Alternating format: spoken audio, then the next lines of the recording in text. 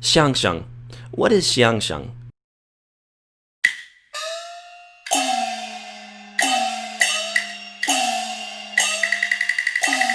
In many aspects of art, there are great connections between cultures to help others understand exactly what it is. A TV drama? That's similar to a drama TV show in America. A movie? Well, that's a movie. But what about those parts of art that aren't in every other culture? That's what Xiangsheng is. If I could compare Xiangsheng to an American art form, I suppose sketch comedy would be the closest.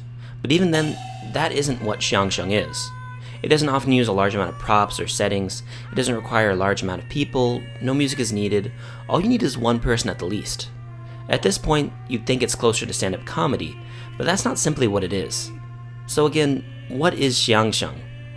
Xiangsheng, also known as crosstalk, is a type of comedy typically practiced by one or two people. These skits consist of the people telling a story, with a comedic twist near the end. Its jokes usually pertain to the language, and as such, is a great way for learning Chinese. Through this video, I want to look at the history of Xiangsheng, as well as the lives of a few famous Xiangsheng comedians.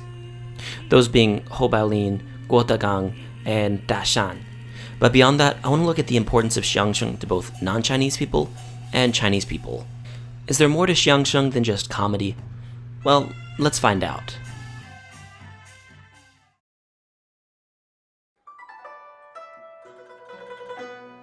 The history of Xiangsheng is surprisingly deep, forming near the end of the Qing dynasty in the mid-1800s.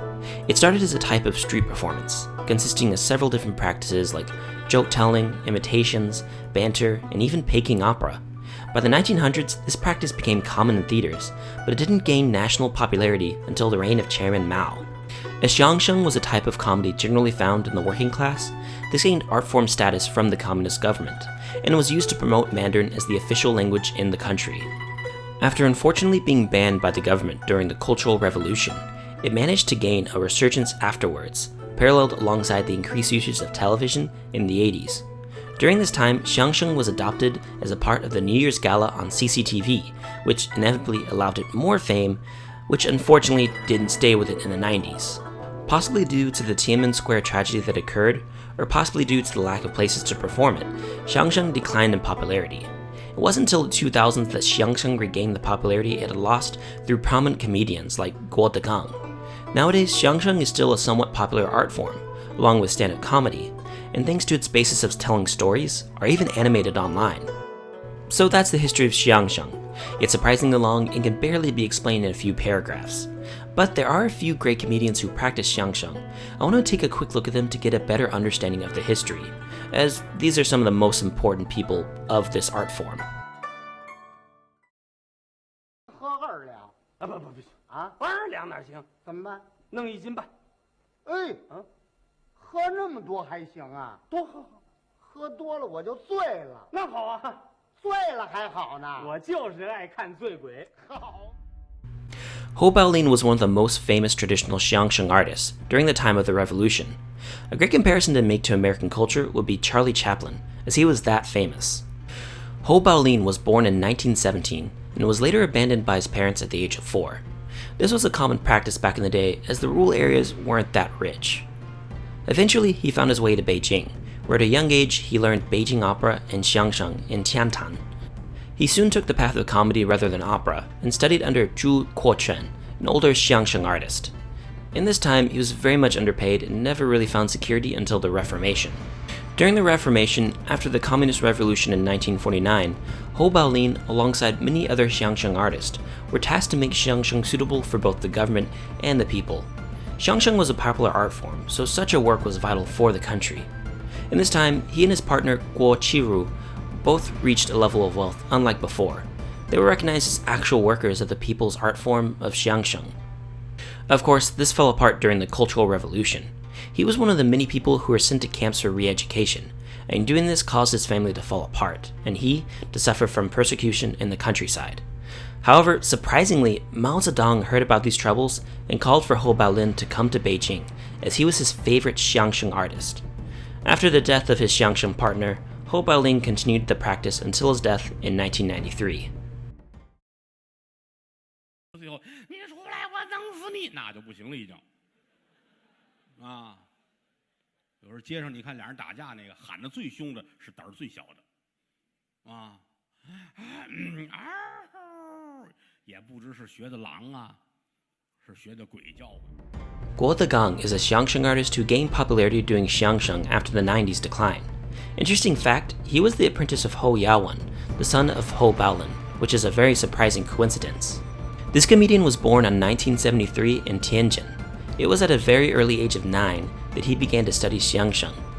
The study involved learning many different types of art, like Peking opera, drumming, and storytelling.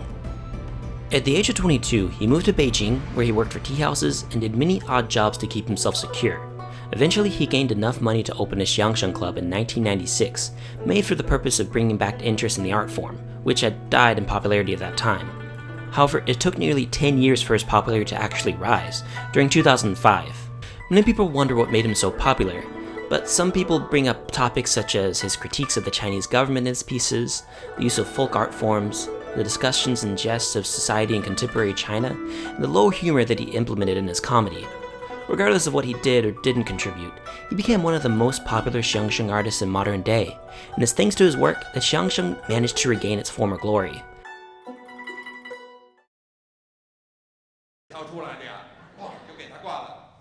爸爸说：“你看，对方现在在生气。那么什么叫愤怒啊？我再给你演示一下。拿起了电话，还是拨打这个电话号码。对方一接，你好，这里是临公馆，请问您找谁？我找周润发。你什么毛病啊？我们这是临公馆，你听清楚了没有？” Dashan is a Canadian comedian who is without a doubt the most popular foreigner in the borders of China. He started studying Chinese in the 1980s at the University of Toronto, but his first journey to China wasn't until he went to study Chinese language at Peking University. During this time, he was invited to host an international singing competition on Chinese TV and perform a comedy sketch on CCTV's New Year's Gala, both of which pushed him to popularity. Following this, he trained under the Xiangsheng artist Jiang Kun and was accepted as a part of the Xiangsheng artists. His fame allowed him to become a cultural ambassador for both Canada and China, something that was formally recognized when he became a member of the Order of Canada. So without a doubt, his fame has caused him massive recognition that even Yao Ming is a fan of. A few minutes later, somebody taps me on the shoulder. I look around, and it's this torso. And I look up, and there's Yao Ming. And he's got this camera in his hand. And he says really politely in his baritone, "Could I have my picture taken with you?" Xiangsheng has gained tremendous popularity by non-Chinese for one large reason: the language. See, Xiangsheng is very unique in its topics, which usually involve language puns. Take, for example, the Putonghua sketch done by Hou Bolin. In this sketch, Hou Bolin and his partner talk about the differences between Putonghua and the Beijing dialect, as the Beijing dialect is mistaken for being Putonghua, or the common tongue that is the official language of China. In this, he says the term 这是什么, or what is this, in the several different dialects, including the Beijing dialect and the Shanghai dialect. Or take, for example, the Xiangsheng sketch of Dashan's, where he tells the story of a boy asking his father what 4 Chinese words mean, and how the father describes it to the boy through annoying someone over the phone, using the last instance to describe the Chengyu 哭笑不得, a very complex word for a non-Chinese speaker, which, in turn, makes Xiangsheng perfect for non-Chinese speakers. It's a very natural way of learning Chinese, and helps with learning about nuances in the language.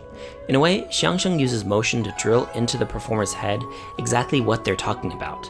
The performer can see what words in the skit made the audience laugh, whether it be about misunderstandings or irony. It's through these reactions that a native Chinese audience has with the words puns that allows foreigners to pick up on the unique properties of certain Chinese words, what they mean, and what makes its use of the sentence so funny. So these language puns really do help with Chinese learning. Yet again, Xiangsheng helps with learning language in that it's a conversation between 2 people. If you learn skits, you're effectively learning conversations, which helps non-Chinese people with learning Chinese. And while there are one-man Xiangsheng skits, they are still telling a story, which requires a certain amount of fluency. Look at Dashan's sketch. His story was completely fluent and flowed really well. In my own Chinese language class, many times a semester, we're given a task of creating a dialogue to present to the rest of the class. This can be done in both conversation format, like a two-man Xiangsheng, or a presentation, like a one-man Xiangsheng. And coming from this kind of experience, I can agree that presenting topics in a different language is very beneficial in learning it. On the one hand, you have to know what you're speaking, so it takes some level of linguistic understanding to understand what you're reading. But on the other hand, as a presentation, you're required to speak fluently for the sake of the audience, so practicing this gives you a better grasp in spoken Chinese. Therefore, putting these together makes the process of learning Chinese far quicker for a foreigner. So both of these together really makes the practice attractive to those wanting to learn the Chinese language.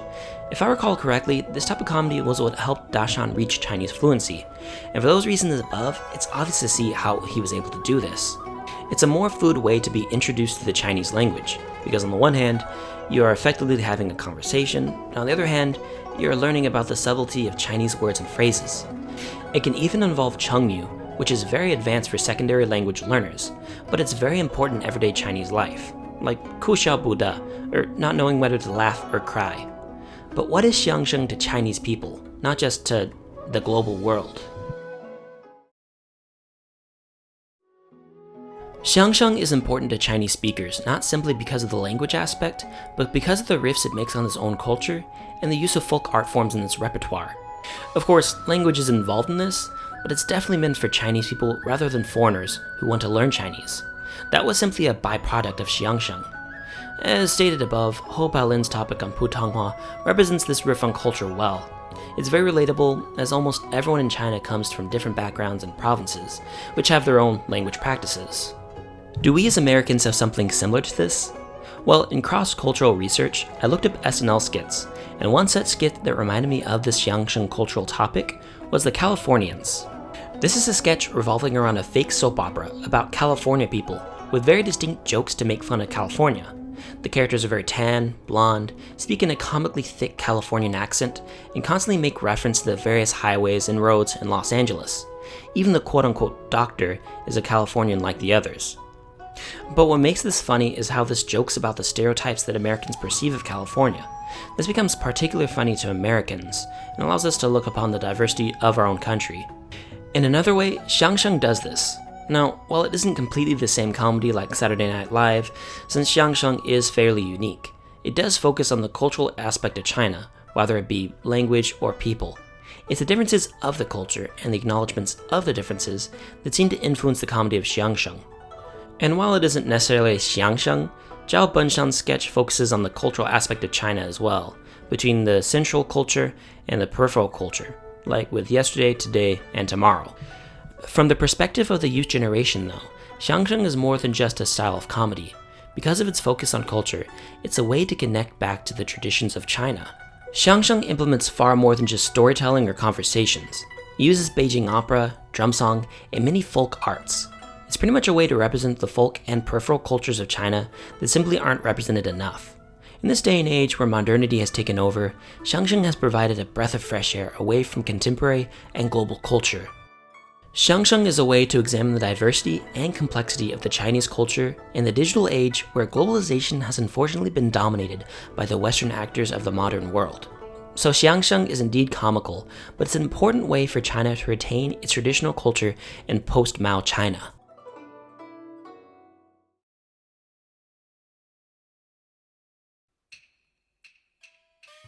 Xiangsheng is, without a doubt, an art form that simply can't be compared to by other cultures.